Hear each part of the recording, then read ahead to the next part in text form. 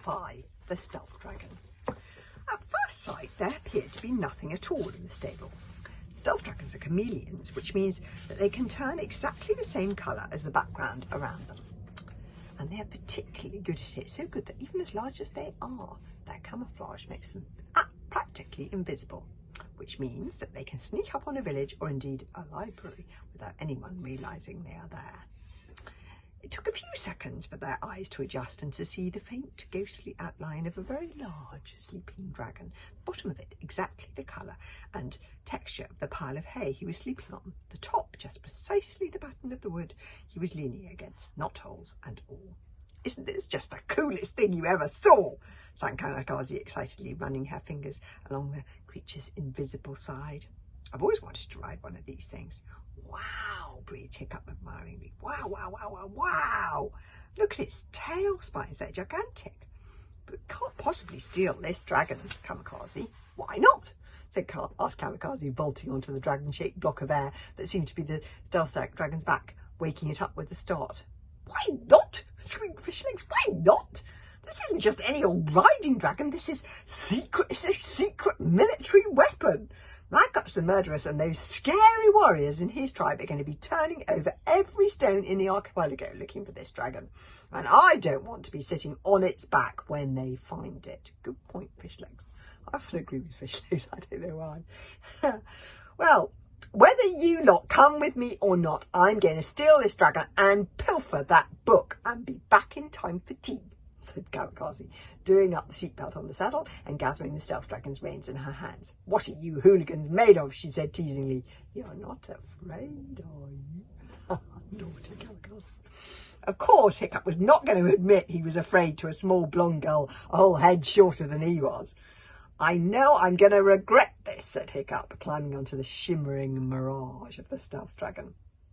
"Not half as much as I'm going to regret it," said Fishlegs between gritted teeth, jumping from foot to foot in his anxiety. "What if Magguts catches us? He's only the scariest chief in the whole barbarian world."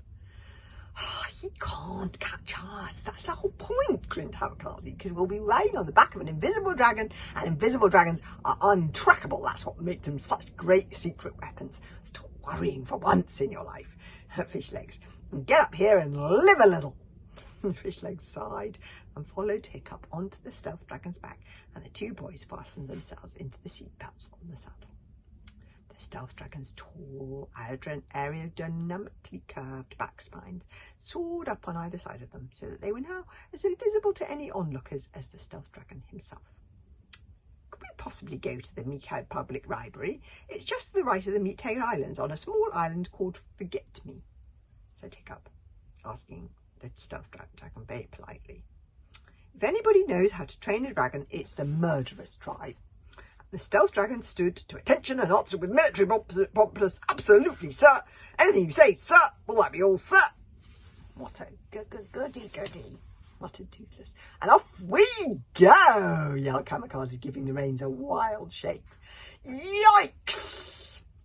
The Stealth Dragon leapt into the air the moment the command left her throat, and once Hiccup had caught his breath and begun to peer over the edge of the Stealth Dragon's back fins, the dragon was flying so fast that the berk was a pale purple shadow far below them, and they were halfway to the Meathead Islands already. "Will you look at the acceleration on this thing? Woohoo!" whooped Kamikaze above the roaring wind. "You got to admit, Fishlegs, this is the ride of a lifetime." But Fishlegs was too busy concentrating on not getting dragon sick to admit to anything of the sort. Toothless held on to Hiccup's shoulder like a disgruntled robin, his ears flapping in the wind, muttering, "Don't have to go so fast. Don't have to go. This guy, he's just showing off," as if he'd never shown off in his life before. Stealth dragons do fly fast. They fly so fast that by the time they caught sight of the library itself and Hiccup had realised that Kamikaze had not told the truth about the hairy, scary librarian being the only guard, and the place was, in fact, absolutely crawling with hundreds of heavily armed meathead guards and their dragon dragons, by this time it was too late. The Stealth Dragon had already sailed sheer over the back embankments as quiet as a wisp. The invisible creature then hovered next to a window 300 feet up at the main library building, and one by one the Vikings crawled across his invisible wings and onto the window ledge. Hiccup whispered to the Stealth Dragon to hang about and wait for their return, and the dragon nodded immediately. "Absolutely, sir. No problem, sir.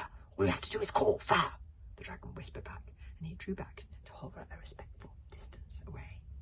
Kamikaze was the first to crawl through the library window, followed by Fishlegs, and then Toothless, so that only Hiccup remained, standing on the tiny, crumbly window ledge. There he stood for a few seconds until his attention was momentarily distracted by a passing wild dragon called a lesser spotted squirrel serpent, and he lost concentration and slipped off the edge of the window with a shriek. And this is how Hiccup was left hanging at the end of chapter 1. Only 5 hours after he woke up on his 12th birthday, Hiccup found himself dangling by one hand from a window ledge 300 feet up in the air, with the meathead warrior guards down below fitting their silver-tipped arrows to their north bows and bending down to let their Drillo dragons off their chains. And the next chapter is chapter 6, and it's called Welcome to the Freetown Public Library, and that's tomorrow. See you then.